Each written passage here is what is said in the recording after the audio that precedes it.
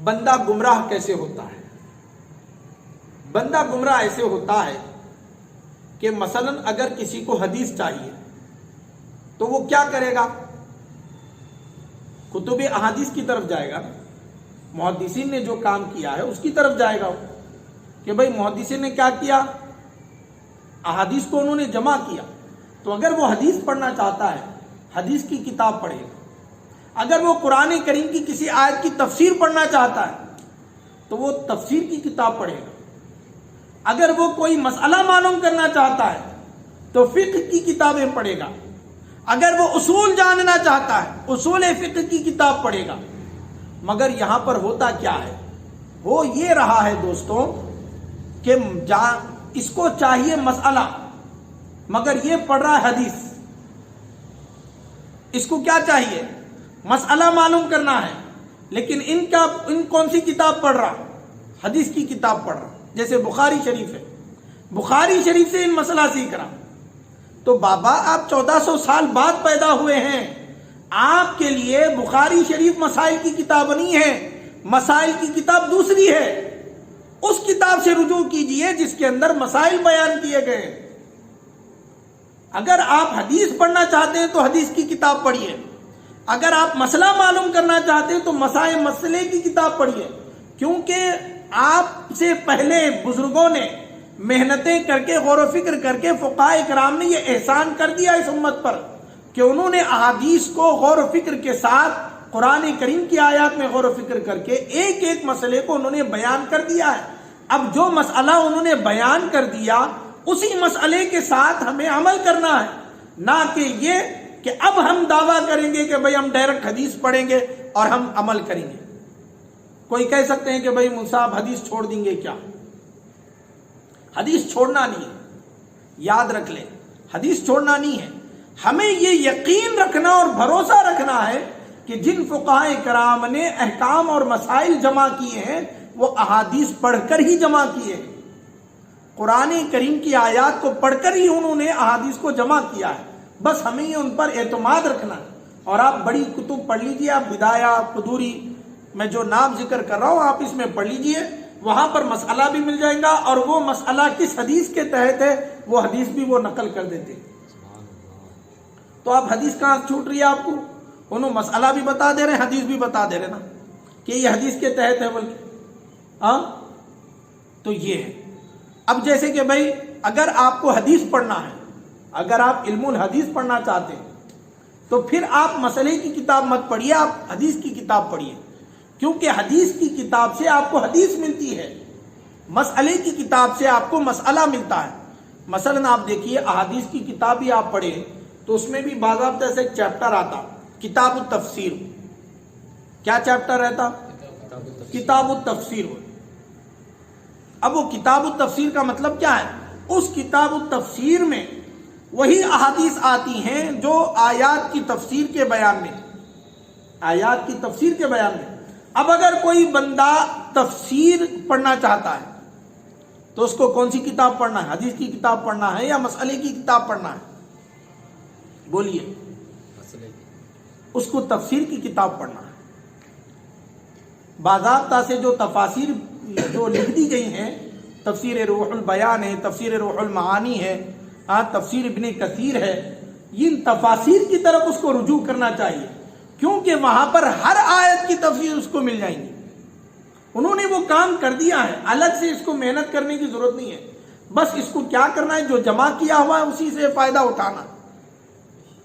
تو وہ کتب تفاسیر کی طرف اس کو جانا ہے. ان بولیں گا نہیں مولوی صاحب حدیث کی کتاب میں جو کتاب التفسیر کا جو چیپٹر ہے وہ پڑھتا ہوں. تو بھائی کتاب التفسیر کے چیپٹر میں آپ کو حدیث ہی مل رہی، حدیث ہی مل رہی ہے آپ کو. ہاں البتہ یہ ملیں گا کہ بھائی اس حدیث میں اس آیت کا یہ مطلب بتایا گیا، یہ معنی آپ کو ملیں گا. لیکن اگر آپ صحیح معنی میں علم تفسیر حاصل کرنا چاہتے ہیں تو آپ کو تفسیر کی طرف جانا پڑے گا. ٹھیک اسی طریقے سے جس کو عقیدہ معلوم کرنا ہے تو اس کو کون سی کتاب پڑھنا ہے؟ تفسیر کی کتاب پڑھنا ہے، حدیث کی کتاب پڑھنا ہے، عقیدے کی کتاب پڑھنا پڑے گا جو متکلمین نے انجام دیا.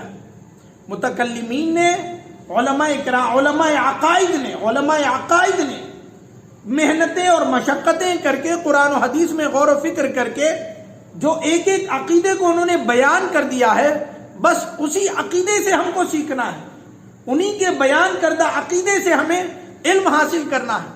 آج 1400 سال بعد اگر کوئی بندہ پیدا ہو کر یہ دعویٰ کرتا ہے کہ میں ڈائریکٹ حدیث کی کتاب سے عقیدہ سیکھوں گا، یا تفسیر کی کتاب سے عقیدہ سیکھوں گا، یا ڈائریکٹ قرآن مجید سے عقیدہ سیکھوں گا، اس کا مطلب یہ ہے کہ وہ یہ کہنا چاہتا ہے کہ 1400 سال کی تاریخ میں آج تک کسی نے عقیدے کو بیان نہیں کیا۔ استغفر اللہ العظیم۔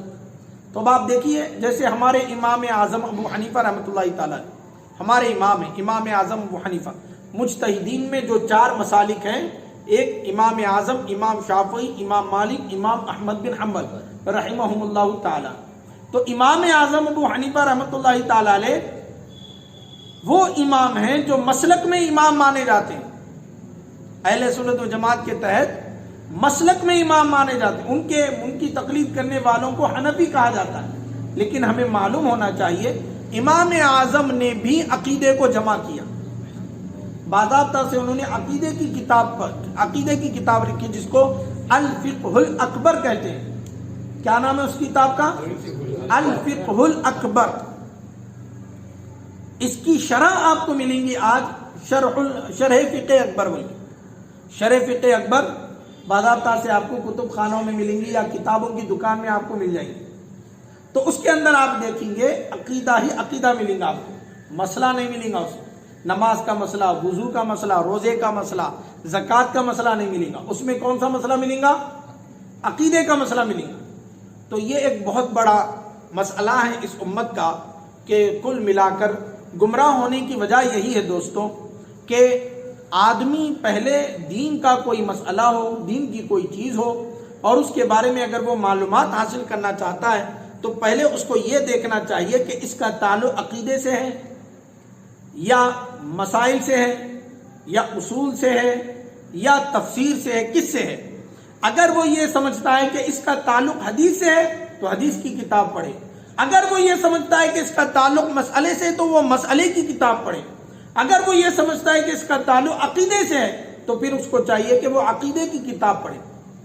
جیسے آپ دیکھیے ایک زمانے میں سائنس میں بھی ترقی نہیں ہوئی تھی، باضابطہ سے سائنس کی کتابیں نہیں لکھی ہوئی تھی، آج سائنس کی کتابیں لکھی ہوئی۔ ایک بندے کو فزکس کا مسئلہ معلوم کرنا ہے تو ان کون سی کتاب پڑھیں گا؟ بایولوجی کی کتاب پڑھیں گا؟ نہیں، وہ بھی تو سائنس کی کتاب ہے نا بھائی، وہ بھی تو سائنس کی قسم ہے نا۔ تو بولیں گے کہ نہیں بھائی، باضابطہ سے کتاب فزکس کی لکھی بھی ہے نا، آپ فزکس پڑھو اگر مسئلہ فزکس کا ہے، اور اگر آپ میتھس کا مسئلہ معلوم کرنا چاہ رہے ہیں تو میتھس کی کتاب پڑھو۔ سوشل کی کتاب میں میتھس نہیں ملتا، میتھس کی کتاب میں سوشل نہیں ملتا۔ ہاں، مثلا اب انگلش پڑھنا چاہ رہے ہیں آپ، انگلش پڑھنے کے لیے کون سی کتاب پڑھنا ہے آپ کو؟ انگلش گرامر کی کتاب پڑھنا پڑے گا۔ ایک ایسی کتاب جو سائنس کی ہے اور وہ انگلش میں لکھی ہوئی ہے، وہ کتاب پڑھ لیتے بیٹھے ہوئے تو انگلش آتی نہیں آتی۔ کوئی بھی کیا بولیں گے کہ جناب آپ کو انگلش نہیں آتی تو پہلے انگلش گرامر کی کتاب پڑھیے، پہلے انگلش سیکھیے، پھر اس کے بعد یہ انگلش کی کتاب پڑھیے، تب جا کر آپ کو انگلش آئے گی۔